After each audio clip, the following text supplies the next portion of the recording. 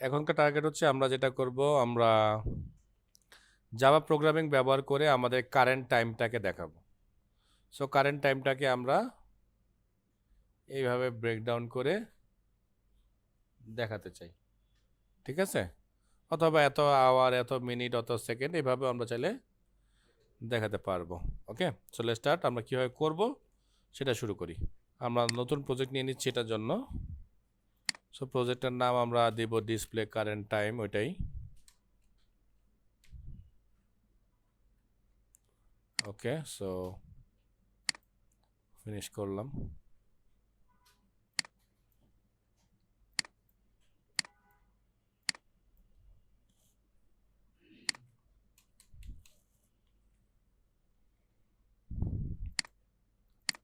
তাহলে প্রথম আমাদেরকে জানতে হবে যে কিভাবে আমরা জাভাতে এই কারেন্ট টাইমটাকে কিভাবে আনবো। ওকে, সো কারেন্ট টাইম আনার অনেকগুলো সুন্দর সুন্দর সিস্টেম আছে, বাট আমরা একটা বেসিক সিস্টেম শিখবো যার মাধ্যমে আসলে আমরা কিছু লজিক বা কিছু কোড লিখতে সুযোগ পাবো। হ্যাঁ, তো আমি যেটা করতেছি, আমি একটা ভেরিয়েবল নিচ্ছি লং টাইপের। হ্যাঁ, লিখলাম আমি টাইম ইকুয়ালস টু, আমি এখানে লিখলাম সিস্টেম ডট কারেন্ট টাইম মিলিস, মানে হচ্ছে কারেন্ট যে সময়টা আছে এই সময়টাকে ওরা আমাদেরকে মিলি সেকেন্ডে দেখাবে, এবং অবশ্যই একটা রিয়েল নাম্বারে দেখাবে। বুঝতে পারছেন তো? এই জন্য আমি লং নিলাম এই কারণেই, কারণ নাম্বারটা বড় হতে পারে। ইন্টিজারে সম্ভবত সাপোর্ট করার কথা, দেখি তো করে কিনা। না, ইন্টিজারে করবে না। হ্যাঁ, কারণ ইন্টিজারের জায়গা হবে না। আর আবার বানান করলাম ভুল। তাহলে আমরা যেটা করব, এটাকে একটু আমরা প্রিন্ট করে দেখি রেজাল্টটা আসলে কি আসে। হ্যাঁ, সো আমরা এটাকে রান করতে চাচ্ছি। সো রান করার ফলে দেখেন আমাদেরকে মোটামুটি এমন একটা বড় নাম্বার দিয়েছে। এই নাম্বারটা হচ্ছে মিলি সেকেন্ডে আছে। আমি আবারও বলছি, নাম্বারটা আছে কিসে? মিলি সেকেন্ড। 1000 মিলি সেকেন্ড মানে হচ্ছে 1 সেকেন্ড। তাহলে আমাদের ফার্স্ট টার্গেট হচ্ছে গিয়ে এটাকে আমরা সেকেন্ডে কনভার্ট করব, ঠিক আছে? তাহলে এবার সম্ভবত আমরা ইন্টিজার দিয়ে কুলাতে পারবো আশা করি। So integer SECONDS seconds equals to আমরা দিলাম টাইম ডিভাইডেড বাই 1000। আচ্ছা, এখনো দিচ্ছে না।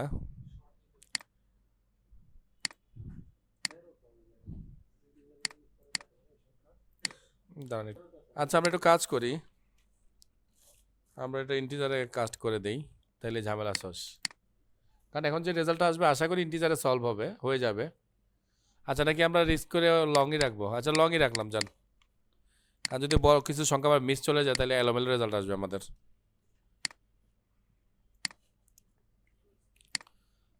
ওকে, সো আমরা সেকেন্ড পেয়ে গেলাম। এবার আমাদের কি লাগবে? আওয়ার লাগবে। তারপরে এবার যেটা করব স্যার, খুব কিছুই করব না, শুধু এবার একটা বড় একটা ডাকাতি করব। সেই ডাকাতিটা হচ্ছে এটা।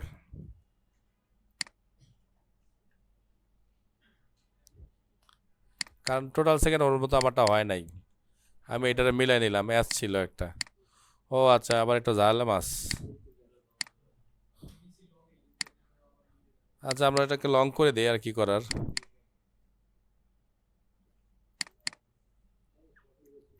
হ্যাঁ, সবগুলো চেঞ্জ করতে হবে। সো ডান। তাইলে আমরা এখন তার টোটাল সেকেন্ড বলতে পারি না, তাই না? হ্যাঁ, এভাবে বললাম যে এতটা এতটা সময় এতটা এতটা এরকম আসলো। যদি একটা গোলমাল মনে হয় আসবে, দেখি রান করি, দেখি। ইরোর তো দেখাবে না, রেজাল্টে ভুল দেখাবে। যাহা ভাবছিলাম তাহাই দেখাইছে ইরোরটা।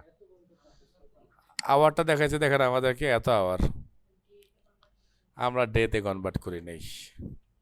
বুঝতে পারছেন? আচ্ছা, আমি জিনিসটা আরেকবার রিপিট করতেছি, সেটা হচ্ছে গিয়ে প্রথমে আমরা সিস্টেম থেকে কারেন্ট মিলি সেকেন্ড থেকে আমরা টাইমটা নিয়ে নিলাম।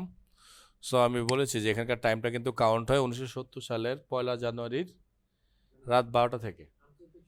হ্যাঁ, মানে প্রোগ্রামিংয়ের যত সময়, এই সময়গুলো 1970 সাল থেকে শুরু হয়েছে, ঠিক আছে?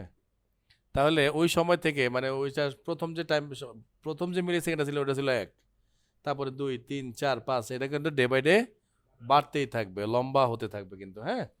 সো এইটা হচ্ছে সেই স্টাইলটা। তারপর যেটা করলাম আমরা, আমাদের আগের প্রোগ্রামটাকে আমরা চুরি করলাম, সেখানে হচ্ছে কি আমরা আওয়ার বের করলাম, মিনিট বের করলাম, সেকেন্ড বের করলাম, কিন্তু এই আওয়ারটা টোটাল আওয়ার মানে একটা গণ আওয়ার, কয়েক দিন কয়েক বছর মানে কয়েকদিন না, কয়েকশো দিন বা কয়েক হাজার দিন এখানে আমাদের আছে। তা এখানে যেটা করতে হবে, আমরা যেটা করলাম আমাদের কারেন্ট আওয়ার মানে এই সময় মানে এখন কতটা বাজে এটা যদি বের করতে হয়, তাহলে আমাদের যেটা করতে হবে এই আওয়ারকে প্রথমে 24 দিয়ে মডুলাস করতে হবে। মানে 24 দিয়ে ভাগ করার পরে তো একটা দিন শেষ হয়ে যাবে, তো মডুলাস করলে কি থাকবে, ভাগশেষটা থাকবে। তার মানে ওই দিনের কোন সময়টা বা কোন ঘন্টাটা, সেই ঘন্টাটা আমরা এখান থেকে পাবো।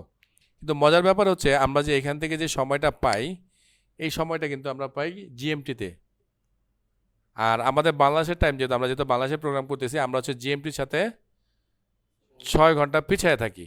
মানে 6 ঘন্টা যদি আমরা প্লাস করি জিএমটির সময়ের সাথে, তাহলে আমাদের লোকাল টাইমের সাথে এটা ম্যাচ করে। এই জন্য আমরা যেটা করলাম, আওয়ারের সাথে আমরা 6 আওয়ারকে যোগ করে দিলাম, এবং যোগ করে দিয়ে সেটাকে আমরা 24 দিয়ে মডুলাস করে দিলাম, যেন আমরাও অ্যাকচুয়াল স্থানীয় যে আওয়ারটা, সেই আওয়ারটা পাই।